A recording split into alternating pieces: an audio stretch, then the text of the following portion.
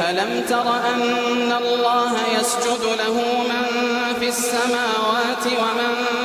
في الأرض والشمس والقمر والنجوم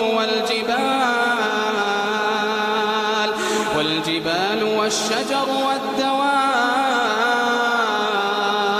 وكثير من